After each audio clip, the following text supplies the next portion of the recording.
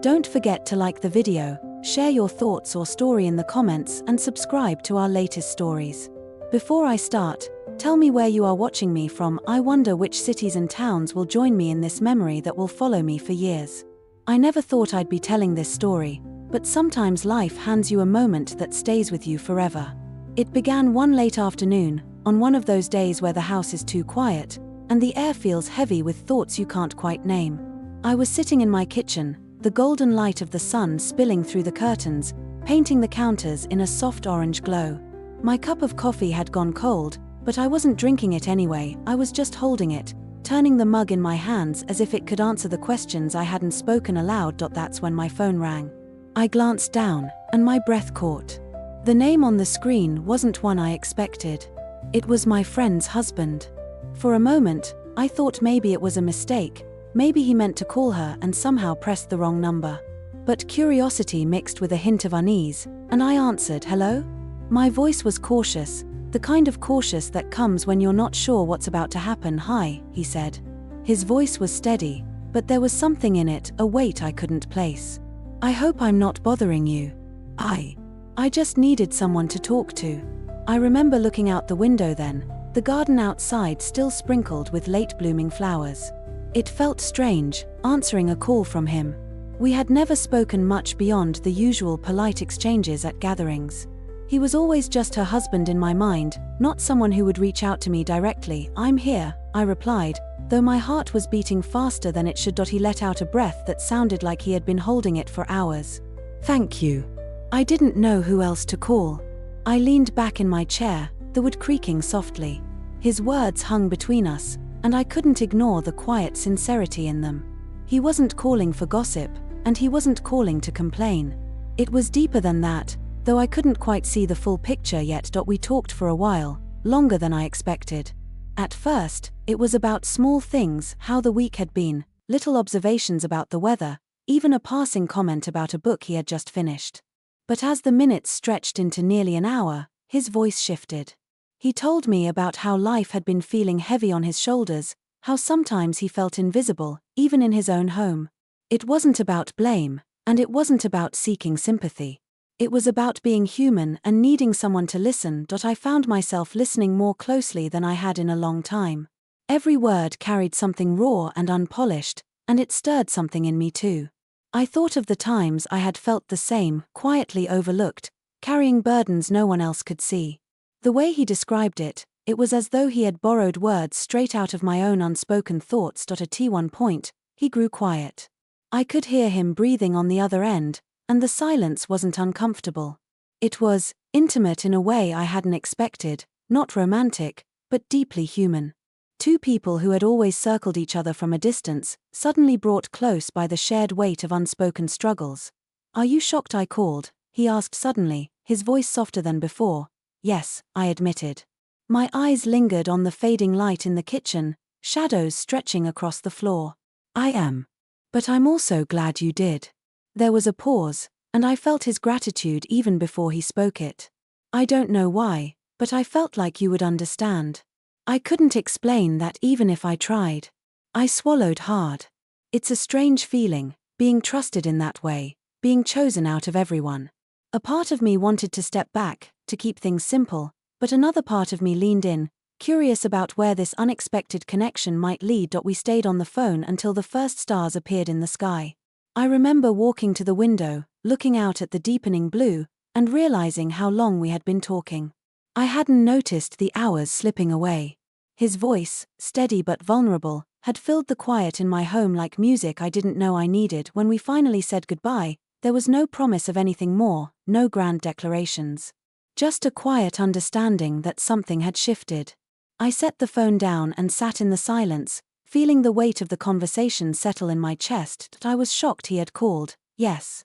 But more than that, I was surprised by how much it had stirred in me, the reminder that sometimes the people we least expect can show us pieces of ourselves we've almost forgotten. That night, I lay awake in bed, replaying his words in my mind, wondering what it all meant. Part of me felt nervous, another part felt comforted, but above all, I knew this was only the beginning of a story I hadn't planned to live through. And as sleep finally pulled me under, I realized I would never look at him or myself the same way again. The next day, I couldn't shake the echo of our conversation. Even as I went through my morning routine, making coffee and tending to the little chores around the house, his voice lingered in the corners of my mind. It was strange how a single phone call could make the ordinary feel suddenly heavy with significance. I found myself wondering what had prompted him to reach out, what unseen weight had driven him to dial my number, and most importantly, why he thought I would understand that I debated whether I should call him back, but I hesitated. There was a delicate line there, one I didn't want to cross too quickly. I respected boundaries, after all, and I knew he was someone else's husband. But still, the pull of that conversation was magnetic. The way he had shared without asking anything in return, the honesty in his voice, it felt rare, almost fragile. By mid-afternoon, I found myself at the park near my house. It was a quiet place, the kind where the air smells of earth and fallen leaves, where time seems to slow down just enough to notice the subtle details of life. I walked along the path, thinking about our conversation, imagining how he must have felt on the other end of the line. There was an odd comfort in picturing him sitting in his living room, holding his phone, speaking openly to someone he barely knew. Later that evening, my phone rang again. It was him. My heart skipped, and for a moment I just stared at the screen, unsure whether to answer or not. But something in me already knew that I would. I swiped and put the call on speaker, letting the conversation flow as naturally as it had the night before. "Hi," he said, but this time there was a lighter note, a subtle warmth. "I hope I'm not interrupting anything." "You're not," I replied, smiling at the sound of his voice. There was a familiarity in it now, not because we had known each other for years, but because the last conversation had created a small, quiet bridge between us. We began talking again, tentatively at first, but soon the words started to come easier. He shared stories about his work, about small victories he'd noticed, about little frustrations that usually went unnoticed. And I shared in return, little slices of my day, the mundane details that somehow felt more vivid when spoken aloud to someone who was really listening. There was a moment when he paused, and I could hear the faint rustle of papers on his desk. "You know," he said slowly, "I never realized how much it helps to just talk. To someone who isn't judging or advising. Just listening." I nodded, even though he couldn't see me. "It's rare, isn't it? To find that kind of space with someone?" "Yes," he admitted, almost softly. "And I think that's why I called you. Because I felt understood, even in the short time we talked." It was an unexpected confession, but it didn't feel heavy or awkward. It felt honest, human, and I realized that this connection, unplanned and surprising, was shaping itself into something meaningful, something that reminded me that empathy could bridge gaps that seemed insurmountable. As the conversation stretched into the evening, I found myself laughing at little stories he told, moments when his voice betrayed amusement he was trying to hide. And in turn, I shared memories that I hadn't spoken about in years, childhood stories, fleeting dreams, regrets I had tucked away. There was a sense of mutual respect and careful honesty, a way of speaking that allowed both of us to feel seen without overstepping boundaries. When we finally said goodnight, there was a pause, a quiet, shared understanding that this wasn't just a fleeting moment. Something had changed. I hung up the phone and sat in silence, feeling the room differently somehow. The air seemed warmer, the shadows softer. I realized that being trusted, even in small ways, could make you feel alive in places you didn't even know were numb. That night, sleep came slowly. My mind wandered back to his voice, to the sincerity he carried, to the strange comfort of having someone else's understanding. And as I drifted into dreams, I knew that this connection, delicate as it was shaping a new awareness inside me, an awareness that life could surprise you in the quietest, most unexpected ways. The next morning, I woke with a sense of anticipation, a small flutter of curiosity about what our next conversation might reveal. And I realized, for the first time in a long while, that being surprised by kindness and openness could be just as thrilling as any grand adventure. Over the next few days, our conversations became a quiet rhythm in my life. Not every day, but often enough that I began to notice how I anticipated his calls. There was no pressure, no expectation, just the simple, unspoken understanding that when we talked, we both had a space to share our thoughts freely. It was almost like discovering a hidden path in a familiar forest, unexpected, peaceful, and profoundly grounding. One afternoon, he called while I was organizing old photographs in the living room. The light was soft, the kind that filters through sheer curtains and catches the dust in golden streaks. I picked up the phone and heard his greeting, warm and measured, and I smiled. I could tell immediately that something had shifted. There was a quiet excitement in his tone, subtle but unmistakable. "I was hoping I'd catch you at home," he said. "I wanted to ask, would you be open to meeting? Just for a coffee. In a public place. I think it would be nice to talk face to face." My pulse quickened. I had imagined this scenario before, in fleeting daydreams, but never with clarity. Meeting him, the person who had unexpectedly become a confidant, felt weighty, yet oddly comforting. I hesitated, thinking of boundaries, of my friend, of everything that could complicate this simple proposal. And then I heard the quiet sincerity in his voice and realized that this wasn't about anything improper. It was about connection, about understanding, about sharing a space where both of us could breathe without judgment. "Yes," I said finally, "I think that would be nice." We decided on a small cafe downtown, one tucked into a quiet street lined with maples whose leaves were turning the colors of late autumn. When I arrived, I spotted him almost immediately. He stood by the window, hands tucked into the pockets of his coat, glancing out at the street as if he were both expecting and doubting he would see me there. He looked up when our eyes met, and a subtle, unspoken recognition passed between us. We ordered coffee, sat down, and the conversation began easily, as though the phone had been just an extension of our thoughts. We laughed, shared small stories, and talked about the things that mattered: our work, our families, the quiet challenges of everyday life. But somewhere between sips of coffee and soft laughter, the conversation deepened. He spoke of the struggles he had been carrying quietly, the moments when he felt isolated even in a house full of people. And I shared my own vulnerabilities, the things I rarely told anyone, even close friends. There was a moment when he looked at me and said, almost in wonder, "I didn't expect to find this sense of ease with someone outside my usual circle." "It's rare." I nodded, feeling the same way. "It is rare," I admitted. "But it's also refreshing. Sometimes life only makes sense when someone else listens without trying to fix it, without judgment." As the afternoon sun shifted, casting warm amber across the cafe, I realized that the quiet connection we had built over the phone had grown into something tangible, something visible and human. We weren't just voices anymore, we were people sharing a moment, acknowledging the unspoken, recognizing each other's humanity. We parted that day with a sense of clarity. No promises, no expectations, just an understanding that our conversations, and now this meeting, mattered. That night, I reflected on the strange, unexpected journey that had brought us here.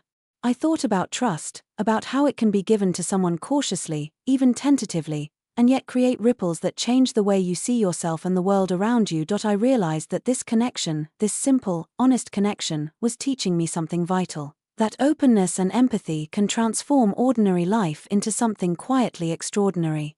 And as I drifted to sleep, I knew that I was standing at the beginning of a chapter one hadn't anticipated, a chapter that would challenge, teach, and ultimately leave me richer in ways I couldn't yet fully understand. For the first time in a long while, I felt seen, not for what I do, or how I appear, but for who I truly am in the still moments of life. And in that feeling, I found a sense of peace I hadn't realized I was missing. The days that followed our meeting felt lighter, though they were filled with a quiet intensity one hadn't anticipated. I found myself replaying snippets of our conversation, remembering the way he had leaned back in his chair, relaxed but alert, as though he were fully present in the world yet carrying something deeply personal. There was a vulnerability to him, a sincerity I hadn't expected in someone I had previously only known from polite, distant interactions. We continued talking over the phone, but now our calls carried a new texture, a sense of continuity from the physical world into the digital one. It wasn't about escapism or distraction, it was about connection. About two people acknowledging each other in a way that was respectful, meaningful, and deeply human. One afternoon, I received a message from him that simply said, "If you're free, would you like to take a walk? The air is perfect today." I hesitated briefly. Walking together, outside of a formal setting, had a different intimacy. But I felt a calm certainty I couldn't explain. I typed back, "I'd like that," and soon we were strolling down a tree-lined path near the river, leaves crunching underfoot, the gentle hum of the city in the distance. As we walked, the conversation flowed naturally. We didn't rush, we didn't force laughter or sentiment.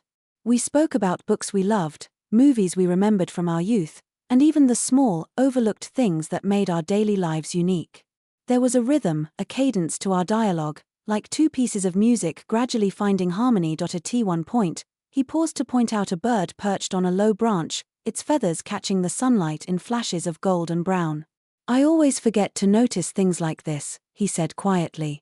"I get so wrapped up in everything else that I overlook the simple moments that make life, life." I nodded, feeling a resonance in his words. "It's easy to forget," I replied. "But it's moments like these, small as they seem, that remind us who we are, and what matters." There was a long pause then, filled with nothing but the sound of the river flowing and the rustle of leaves. I realized, in that moment, that our friendship had transformed into something that defied simple labels. It wasn't about drama or romance, it was about presence, honesty, and trust, the rare kind that allows two people to feel understood without needing anything from each other beyond sincerity. As we continued walking, I noticed how naturally he listened, how attentively he responded, not just with words but with gestures, with the tilt of his head, the brief, genuine smile that accompanied a shared observation. I felt the same care in myself, a conscious effort to honor this connection that had begun unexpectedly and grown quietly, profoundly. When it was time to part, we stood by the riverbank, the sun low on the horizon, casting long reflections across the water. "Thank you," he said simply. "For listening. For being here." "No," I replied, "thank you. For trusting me." We shared a look that carried more meaning than words could convey, a mutual acknowledgement that this connection, fragile and unanticipated, was one of the most real experiences either of us had encountered in a long time. That evening, I sat by my window, looking out at the city lights and the dark river running through it. I thought about trust, about vulnerability, and about how life has a way of surprising us when we least expect it. It wasn't about excitement or thrill, it was about the quiet, steady presence of someone who truly sees you, and the reflection of yourself you discover in their understanding. I realized then that our connection had changed me. I was more aware, more patient, more open to the small, profound moments that often pass unnoticed. And I knew that no matter what happened next, this experience, this unexpected friendship, would remain with me forever, a reminder that true understanding doesn't always arrive in grand gestures. Sometimes, it comes quietly, through a phone call, a shared walk, or the simple act of being heard. As I closed my journal that night, I smiled softly to myself, a feeling of gratitude settling in my chest. Life had handed me a moment I hadn't seen coming, and it had left me richer in ways I could never have imagined. And in that stillness, I understood something essential, that even the most unexpected connections, when honored with sincerity and respect, have the power to transform the way we see the world and ourselves.